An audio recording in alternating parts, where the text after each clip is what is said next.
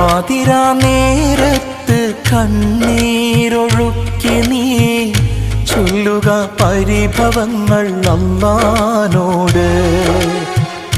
ഖൈറാണ് എങ്കിൽ നിനക്കല്ലാഹ് നൽകിടും, എല്ലാറ്റിനും കഴിവുള്ളവനാ നിന്റെ റബ്ബ്.